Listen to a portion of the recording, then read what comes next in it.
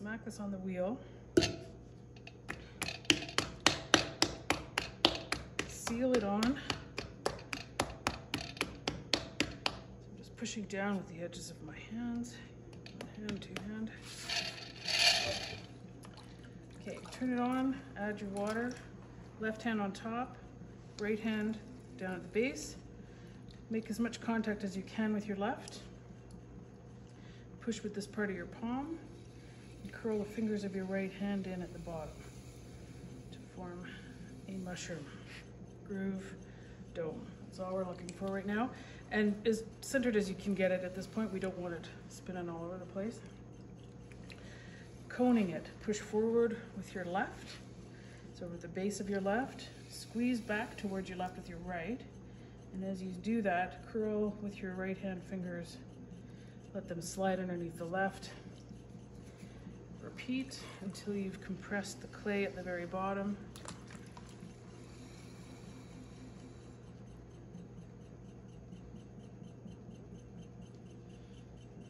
To bring that back down. So left hand on top, make contact with the finger with your tip of your thumb on the other side. Put the base of your palm again right in front of you. Right hand can stay out of the way or just hang out here, but it's not doing anything. And then I push forward with my left. It's gentle, don't push too hard. Right now everything is spinning as fast as possible, so your top speed on your wheel. Now, I can't bend it over anymore, but I'm gonna finish it like I started. So I'm pushing a little bit forward, a little bit down to create a dome. I do want it to expand in width, so I'm not curling the fingers of my right hand in as vigorously. They are letting the clay gradually grow in width. Okay. We need to open this up. Find the middle point, push down, straight down towards the wheel head with your left middle finger. I'm gonna leave the base a little bit thicker so that I can get a nice foot ring in here. So it's probably twice what you would normally leave. A little over a centimeter, I guess. All right, open this up, left hand on the inside. Curl your fingers into the clay, and as they curl into the clay, pull straight back towards you. I am letting them slide up the wall for this bowl.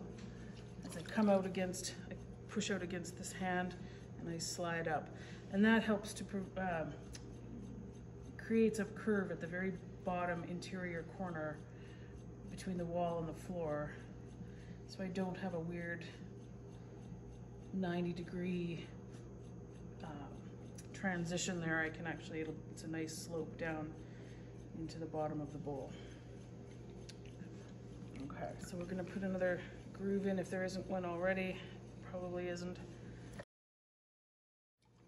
Get it wet, both hands on the outside, and squeeze towards the center. So we start squeezing heavily at the bottom and then move up towards the top. We wanna move this clay in this direction.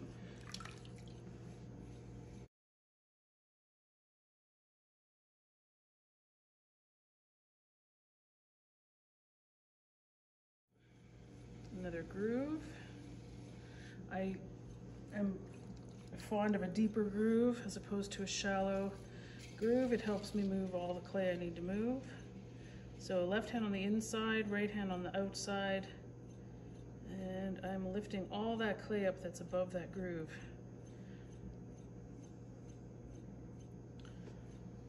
Clean up your water on the inside. You don't want it to get too deep.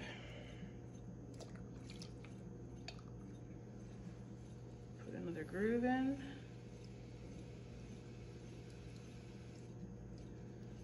And raise.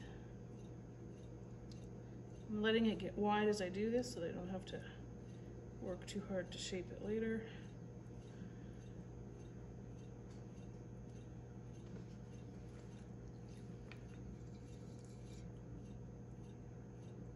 Make sure your walls are well and evenly watered. If there's any dry spots, you'll find them. And you'll yank your pot off center.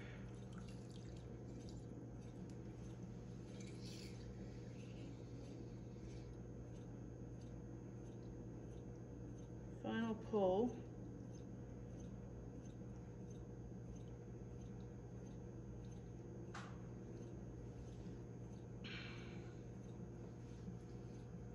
And now it's all shaping. So I'm going to shape with my hands as opposed to a rib, and I'm going to start from the bottom, making sure I'm well watered. And as I do that, I'm pushing out with the tips of my left hand, and I'm using as many fingertips as I can, spread out over more surface area than just one fingertip, so that the force of the push outward is more evenly distributed. And I'm following my left hand with my right. These are more like the guide for the shape.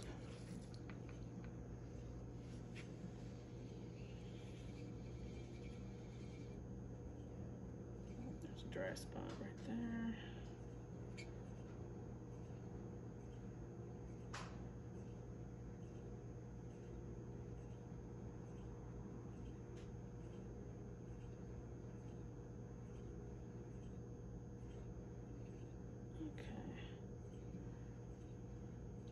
Push out a little bit down here against my fingers so as not to collapse the pot. Now I'm going to use a wooden knife. That one. This has a good sharp edge on it. So I'm going to hold the knife at an angle to the wheel, and the blade is coming in at an angle to the pot, so not straight on like that. And I'm going to cut in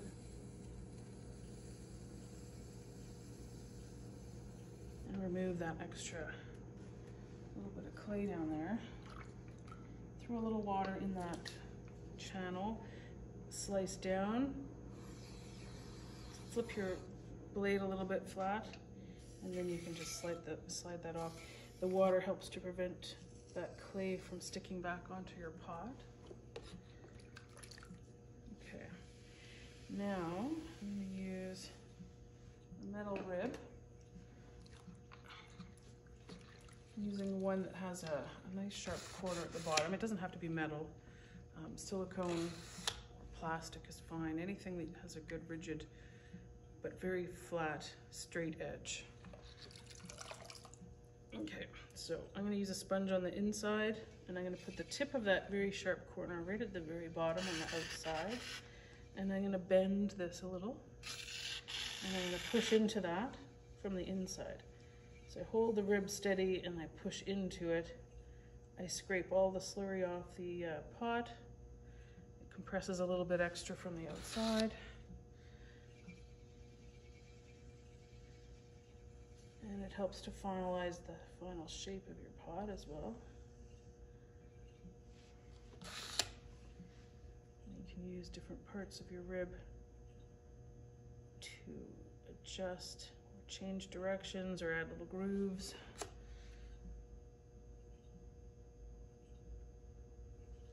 Just put a little bead at the top here to define the lip. I had some chamois, but I guess I have misplaced it. So I'll just use the sponge. I'm just gonna smooth that over. You could use the skin between your fingers. All right, now we have to cut that off. So I always cut my pots off while the wheel is turning. I don't want to drag the wire through while it's sitting still, because you're going to deform it in one direction, whereas if it's spinning, you're only going to deform it equally all the way around it. So hold it taut between your thumbs, tight to the wheel, and pull straight back towards you. It's easy as that.